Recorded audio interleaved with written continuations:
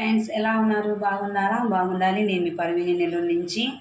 నేను ఇక్కడ వంకాయ మటన్ ఉంచిపెట్టడానికి పోతున్నాను. దీనికి కావాల్సిన పదార్థాలు 1/2 కేజీ వంకాయలు, 1/2 కేజీ మటన్ తీసుకున్నాను బోన్లెస్. ఓకేనా. ఇక్కడ వచ్చేసి ఒక మామిడికాయ తీసుకున్నాను, ఒక 1/2 కేజీ టమాటాలు తీసుకున్నాను. ఇక్కడ వచ్చేసి ఒక మీడియం సైజు ఎర్రగడ్డలు వచ్చేసి ఒక 4-5 తీసుకున్నాను అనమాట. ఆయన చిన్నవి అనమాట. ఇక్కడ వచ్చేసి ఒక ఉసిరికాయ అంతా మనకి చింతపండు రసం తీసుకున్నాను, కొబ్బరి మసాలా, అల్లం వెల్లుల్లి పేస్ట్, 2 స్పూన్ కారము, ఇంకొంచెం సగం వేసుకున్నాను అనమాట, మనకి ఎంత కావాలంటే అంత. ఇక్కడ వచ్చేసి 1.5 స్పూన్ ఉప్పు తీసుకున్నాను, కొంచెం వచ్చేసి పసుపు. కుక్కర్ పెట్టుకున్నాను, ఆయిల్ వేసుకుంటున్నాను. చూడండి,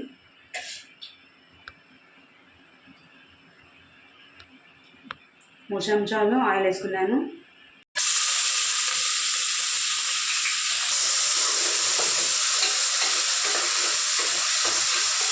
సేపు వదిలేదండి, దీనికి మధ్య మధ్యలో మనము కలబెట్టాలి, అంటే బ్రౌన్ కలర్ రావాలన్నమాట. ఇది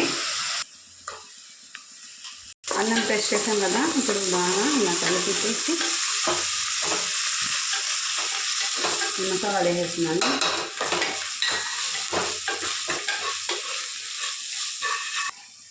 ఒక స్పూను కొబ్బరి మసాలా వేసేసాను. చూడండి, కొంచెం వేసుకున్నా.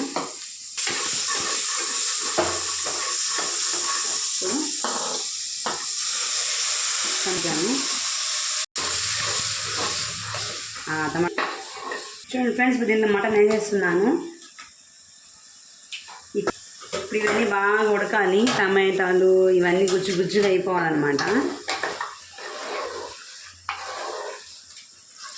ఒక 10 నిమిషాలు వదిలేద్దాము, కుక్కర్ మూత పెట్టేసి, విజిల్ పెట్టకుండా. ఓకేనా. చూడండి ఫ్రెండ్స్, నేను కొంచెం ఇక్కడ వాటర్ పోసుకొని ఒక 4 విజిల్స్ పెడతాను. ఓకేనా.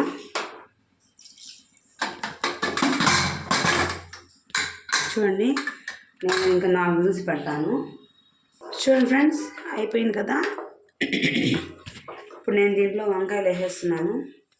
ఇప్పుడు ఈ వంకాయలు అన్నీ దీంట్లో వేసేస్తున్నాను. చూడండి, వంకాయ కూడా వేసేస్తున్నాను.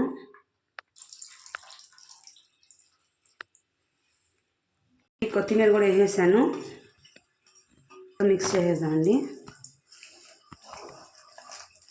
కొంచెమే వాటర్ వేసుకుంటున్నాను, ఎక్కువ వేసుకోవటం లేదు, మళ్ళీ పచ్చగా అయిపోద్దండి కావాలి. ఓకేనా ఫ్రెండ్స్, ఇప్పుడు నేను అయితే ఒక విజిల్ పెట్టుకుంటున్నాను, తర్వాత స్టవ్ ఆపేస్తాను. ఎందుకంటే వంకాయలు మామిడికాయ ఒక విజిల్కే మనకి ఉడికిపోద్ది అనమాట, అందువల్ల. ఓకేనా.